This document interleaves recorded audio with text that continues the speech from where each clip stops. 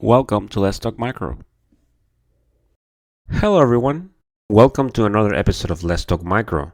As always, I hope you had a great week. And you can always find Let's Talk Micro on Apple Podcasts, Spotify, Google Podcasts, Amazon Music, TuneIn Radio, GoodPods. Wherever you listen to podcasts, you can find Let's Talk Micro. As far as social media, I am on Instagram, TikTok, and YouTube as Let's Talk Micro, and on Twitter as Let's Talk Micro 1. On LinkedIn as Luis Plaza.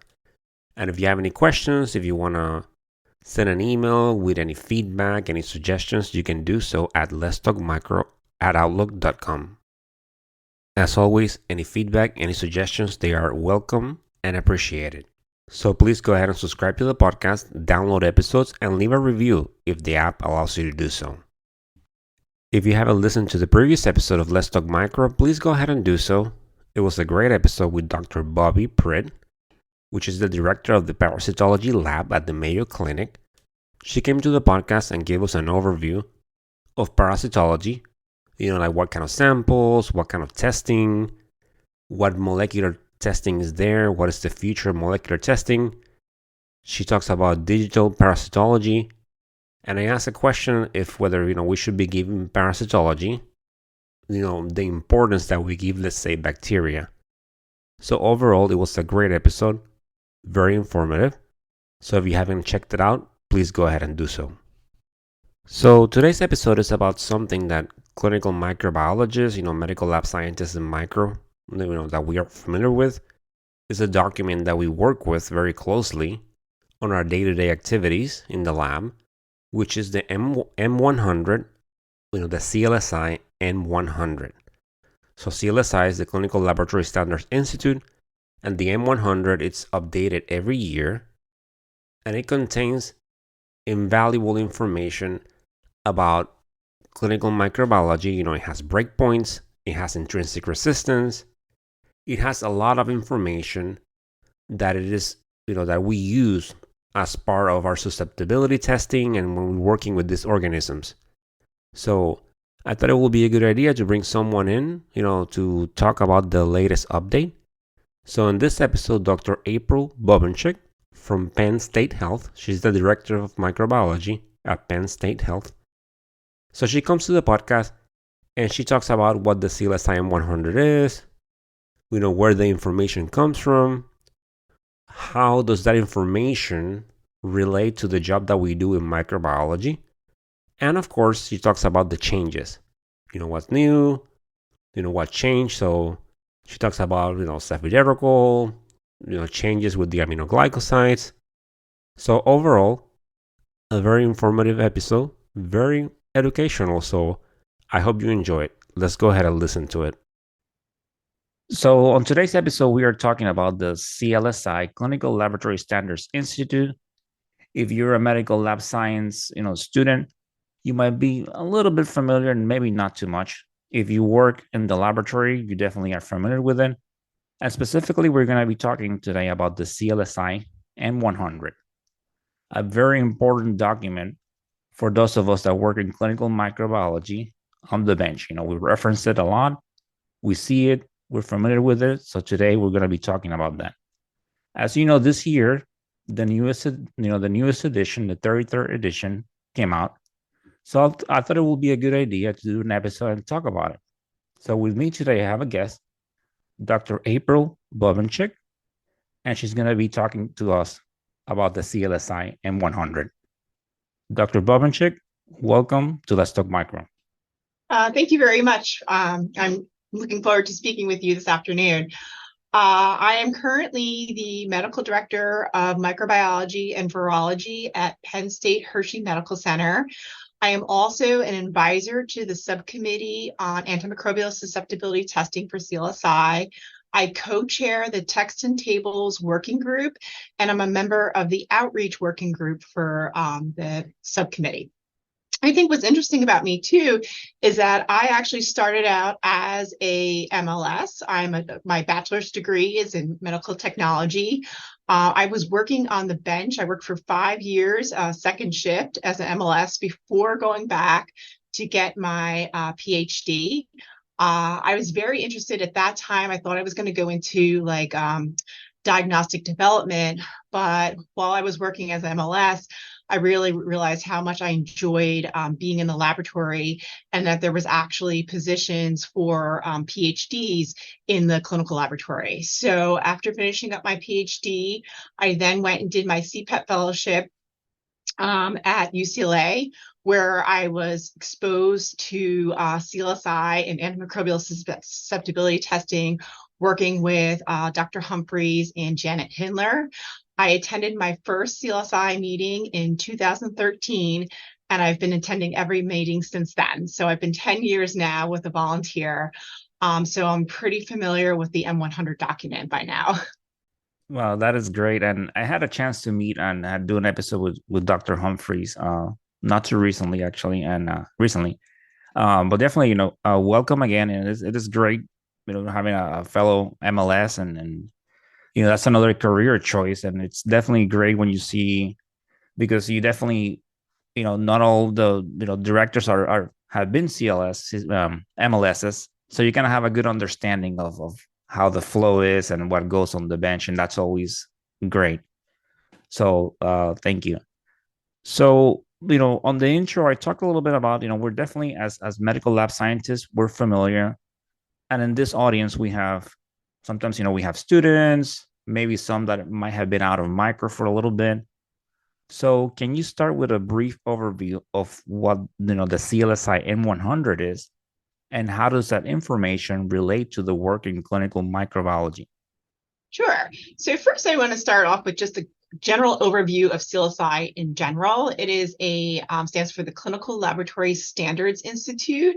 It's a nonprofit organization that develops standards on a global level. So across, not just unique to the United States or North America, but our standards are utilized across the entire world. Within CLSI, there are these expert panels for each specialty area. So even if you are working in chemistry or hematology or coag, there are CLSI documents for you. Within that, then there are these expert committees or specialty committees. So microbiology is one of them. And then they're tasked with document development. And so there's like the M100, there is for susceptibility, there's like the M100 or the M2 or the M7. But additionally, there's the multi-top document, there's the blood culture document. So within microbiology, there's also subsections within that. But I'm really going to focus on the subcommittee for susceptibility testing. And within that subcommittee, there's the fungal AST committee, which sets breakpoints and recommendations for fungal susceptibility testing.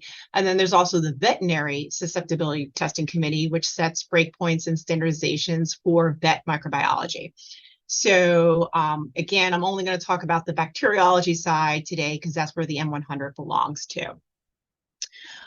So the M100 is actually a supplement standards document to the M2 and M7. The M2 is our standard document for disk diffusion, and our M7 is our standards document for broth microdilution. And those documents are only updated every couple, 3 to 5 years, whereas the M100, which contains all the tables for breakpoints, for I wouldn't say non-standardized methods, but for supplemental methods, sort of like the CARBA-NP or the MSIM or the ESBL confirmatory tasks. So all those supplemental methods in your QC tables all belong in the M100 document, which gets updated annually. And up until about 2016, it used to be called like the M100 S26.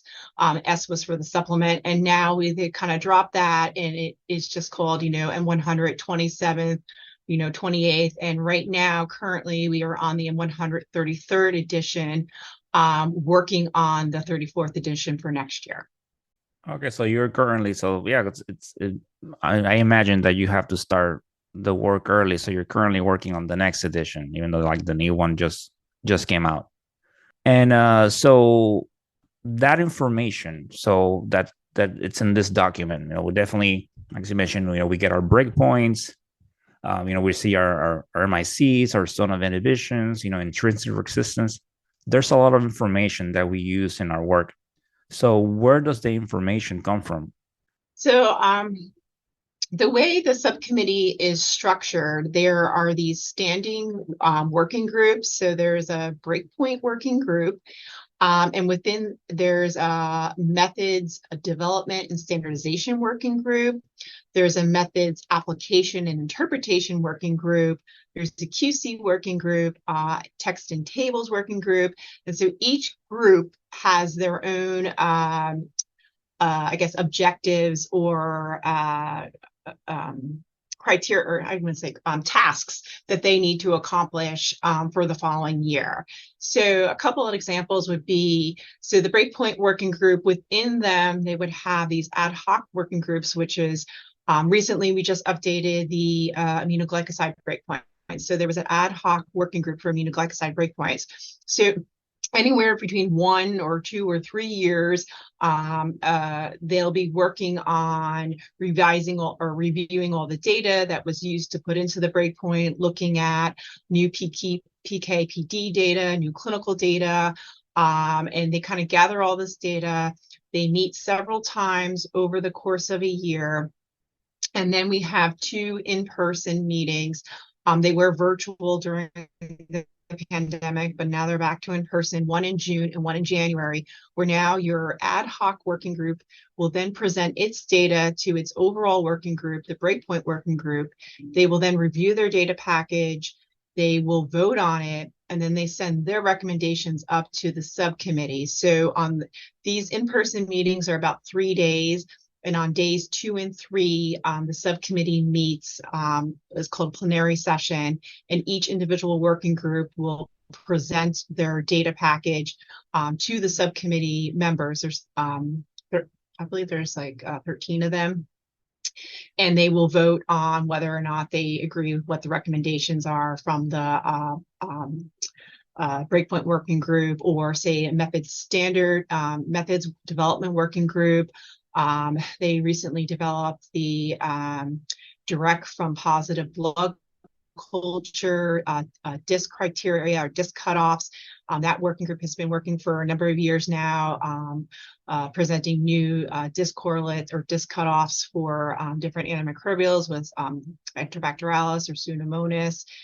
So those are some new updates that had come in. And so these meetings the individual meetings happen all year round, and then there's the voting sessions in June and January. And what's unique about the CLSI procedure or standardization group is that it's all consensus process, and so anyone can submit data to the individual working group for consideration.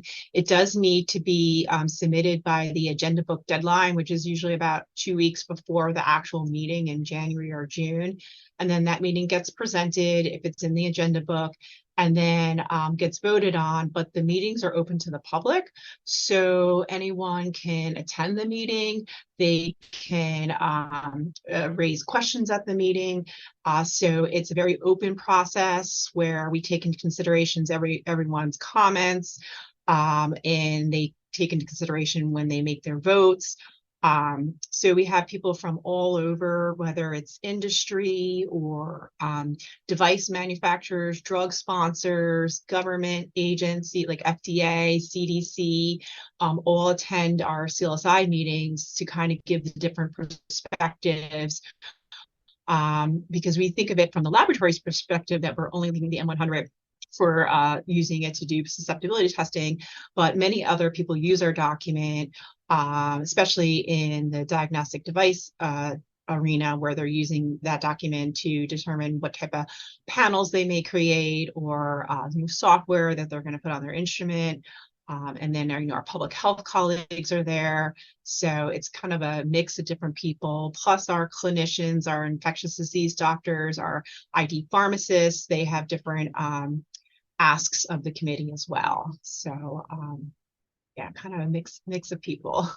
Well, it's definitely, yeah, it's a lot of people that, it takes a lot of people to make this happen, this information, and we don't, sometimes, we don't think about it. We just have it in the laboratory.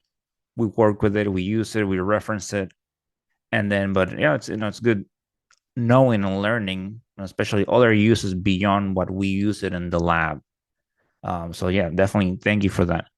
And also, like we talked about breakpoints and how it is used. And this is something that for text in the lab, it has many more other uses.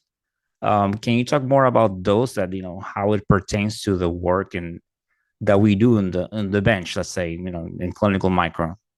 Yeah, definitely. We always take into consideration, especially in text and tables, about how it's going to be interpreted by the laboratory technician and how they're going to interpret our comments and uses. And oftentimes your panels are kind of already set up by your device manufacturer, and these are the drugs, bugs I'm going to report out, and these are the breakpoints because they're put in through the manufacturer. But when you really need to go into the document is when you get that call from your pharmacist or your ID physician, or even a physician that's not familiar with susceptibilities and antimicrobials, and they ask for something like, oh, I really need that doxycycline, but I didn't get an MIC for it. And then you can go in and read that, tetracycline predicts the susceptibilities to doxy, minnow, and like that. Or you can create a comment to put on your reports based off the comments that are in the M100. Another one is a drug bug that is not routinely on your panel, like we talked about with tables 1 that are, usually on your panels that are commercially approved. But this might be a different drug bug combo that's not on your panel, but one your pharmacist or someone saying, my patient has multiple drug allergies and interactions, and I really need this drug.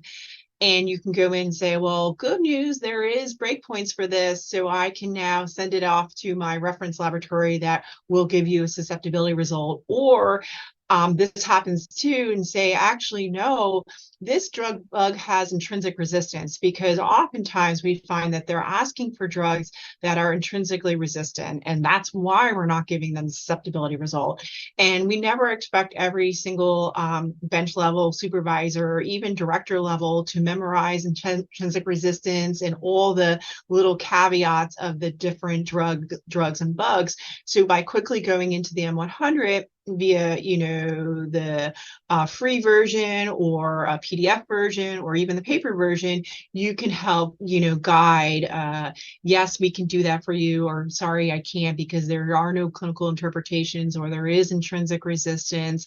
And as we get more sophisticated drugs, they have now more caveats. Like, example, imipenetrelibactam cannot be reported out on the Proteus providencia morganella group. And so your clinician may not know that, but you know that because it's a comment in your M100 table. So we try to kind of put in a lot of those testing comments to help guide appropriate susceptibility testing. And it's really kind of the lifeline for the laboratorians to convey that information to their end users. Yes, I definitely like that. And this is something that we experience in the lab. And, we get this request. And, sometimes, we see that, we're moving fast, we have a lot of work, and okay, they're requesting this, we go ahead and do it.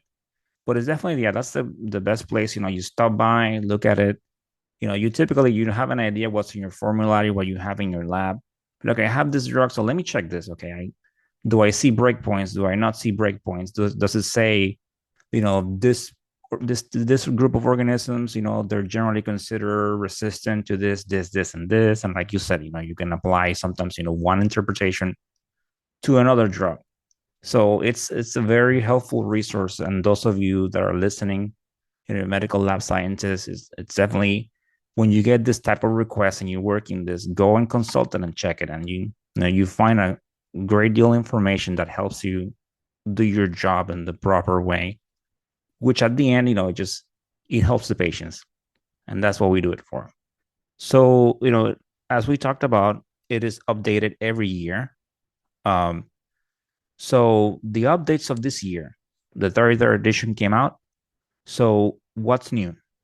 So new for the M100 33rd, published in about, I think it was like February of this year, where we always update, or not always, but either brand new breakpoints or revision of breakpoints. So the biggest addition was the aminoglycoside revisions for both the Enterobacterales and the Pseudomonas aeruginosa, where we decreased the breakpoints for enterovectoralis for both gent, tobramycin, and amikacin, 1 dilution lower for 2 of the drugs and 2 dilution lower for the for amikacin.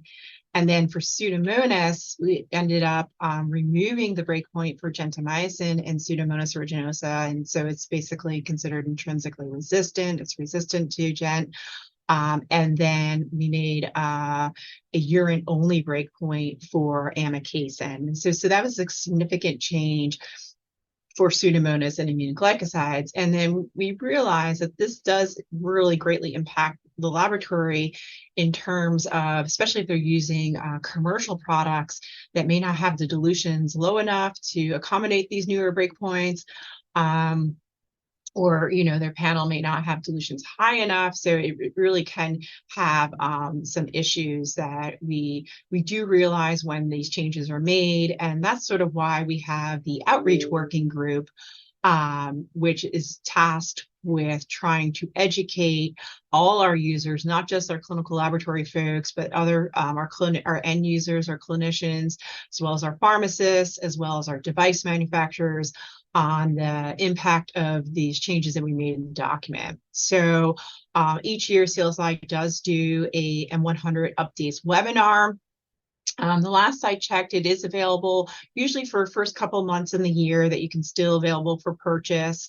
But then throughout the year, the outreach working group will continue to do outreach around the changes, or in the form of individual webinars or sessions at ASM, or we do a CLSI updates newsletter.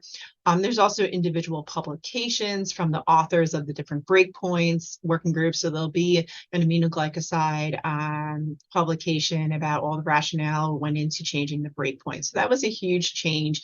And there was lots of changes this year. So that I'll just kind of leave it at that.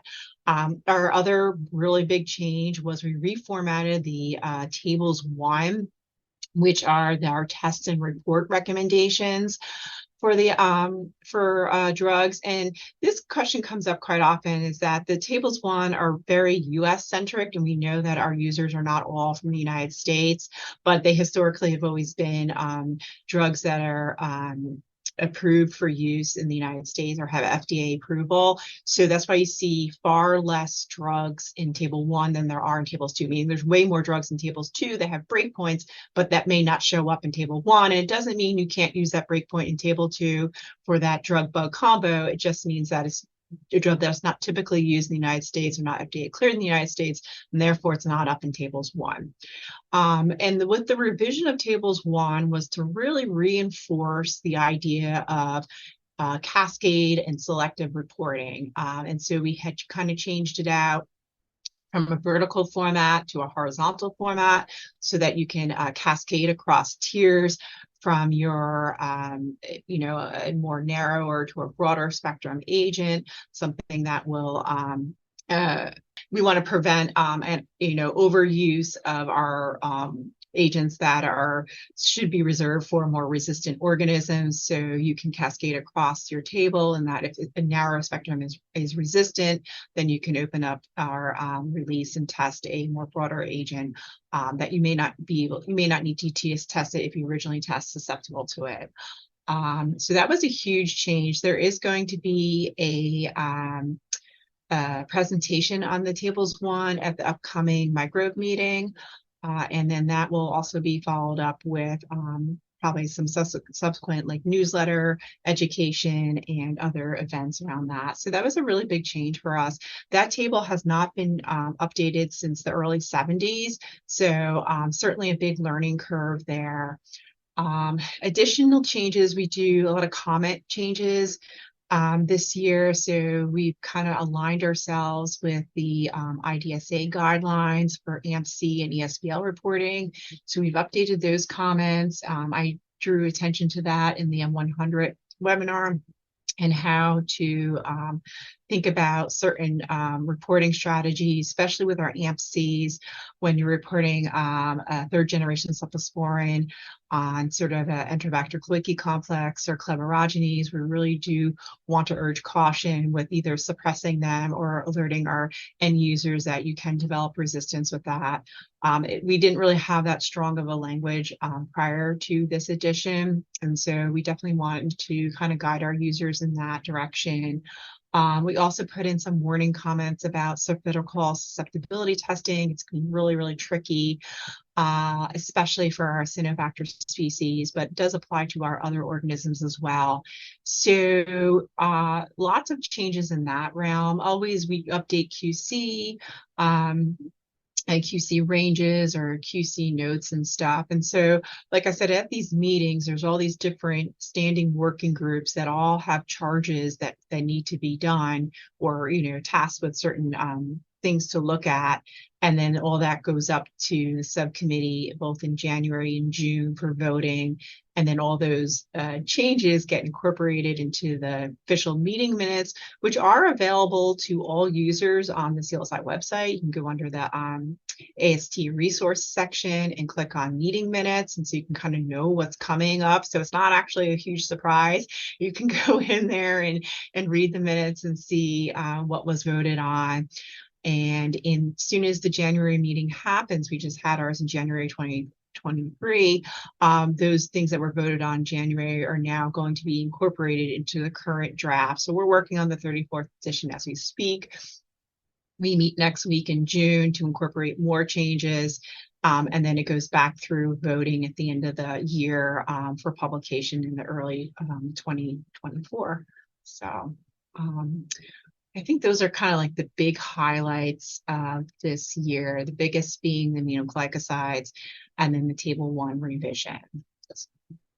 Okay, and so when you mentioned that, so yeah, I seen the webinar that they do when they talk about the changes and you can register for it, and so it's also available for purchase after the fact for a while.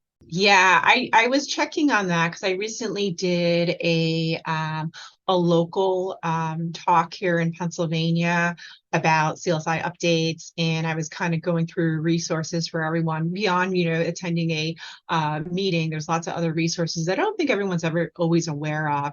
And so when I was going through the website, I saw that as of when did I present? I presented in May. So as of May, that was still available for purchase. But when I went back to see if the previous years was available, it was not. So that's, and also I think people don't realize, like, CLSI, so we're all volunteers who work for the professions in the laboratories or work for the industry. We go to CLSI, we're all as a volunteer for CLSI, but CLSI does have its own staff that does all the operation parts of document. And so you can email, there's like an email, I think, access. I don't even know. You can definitely email CLSI staff with all your questions, and they do all get forwarded to us in the different working groups. So as myself as a co-chair of Text and Tables, when you're a user and you have a really hard time with a certain question, just recently, or sometimes people know me, so they just email me directly and they're like, I really don't understand, comment 7 in the strep pneumonia table. Can you really help, maybe we can tweak it a little bit so it's a little bit better or I can understand it a little bit better. So those comments all either come in directly through the CLSI staff. So these are users emailing CLSI, and then they get forwarded to the individual working groups, or it gets directly forwarded or directly reached out to myself or our co-chair, Shelley, or within our subcommittee group, someone asks, sort of like Dr. Humphreys a question, and then she'll forward it to myself and Shelley for review. So every question that does come into CLSI, we do address. It may not result in a change in the M100 document, but we certainly bring it up to our text and tables working group or the appropriate working group, like a breakpoint change. They do get funneled into their respective groups to be considered, to look at, and to be investigated. So it's certainly an open process. And I always like to highlight there's a ton of resources on the website. And anytime I'm giving a presentation, I usually kind of go through the website and kind of put little arrows of where to click on. But the best bet is, from CLSI.org, then you click onto the microbiology resources, and then it will kind of just list things. It lists the minutes on one side, it lists the educational stuff on the other side. So numerous webinars, and then always the AST newsletter. You can sign up for it so that you just get it in your inbox, or you can click on the archive part. So we put a lot of work into our education efforts, but realizing that they aren't always disseminated to everybody, or realizing that that's where they are. So Yeah, I like that you say that because there's some great resources, and sometimes people even in the lab they're not aware of them. Um, you can go as easy as if you type free CLSI M100 on Google or your search engine, it will show and it clicks you to the site, and then you do have access to it for free. So that's something that you can set it up on your desktop when you're working on it, and that way, because I always see people just bringing the one binder in the lab to their bench or going to the binder, and it's like you can just set it up there, and it's a little bit easier, adjust it with your workflow. I learned about the volunteer how it works with CLSI when I reached out for this episode. And yes, I actually used the general email address. Like I went to the website, I emailed, I said, hey, I have this podcast, I'm looking to do this, and that's how they connected me with you. So very friendly, very accessible. So everything was, I had a great experience. So if you're listening out there, CLSI M100 is free. There's also some other ones. So if you type that free CLSI, you can find the resources, and they're also available for purchase if you want to, if you want to have them at home or something, or just they're definitely out there. All right. Well, Dr. Bobenchuk, this has been so great. I appreciate you taking the time. I know the users are also the listeners are gonna like this. So it was very informative. I definitely work with the CLSI M100 a lot. So thank you for taking the time to coming into Let's Talk Micro. thank you very much. My pleasure.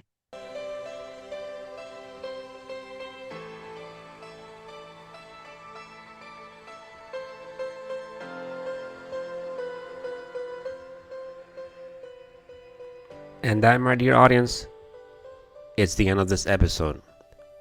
I hope you enjoy learning about the CLSI M100. As always, I enjoy sharing this information with you. So as always, continue bringing that passion to what you do. It's so important. We do such great work. And this week it's ASM 2023 in Houston, Texas. So I'm so excited. I'm going to be there. I'm planning on doing an episode over there. So looking forward to meeting you. If you see me, stop by, say hi. Looking forward to it. And thank you for the support. Good things are coming your way. So as always, stay motivated, stay safe, and of course, continue talking micro. Until the next time. Bye.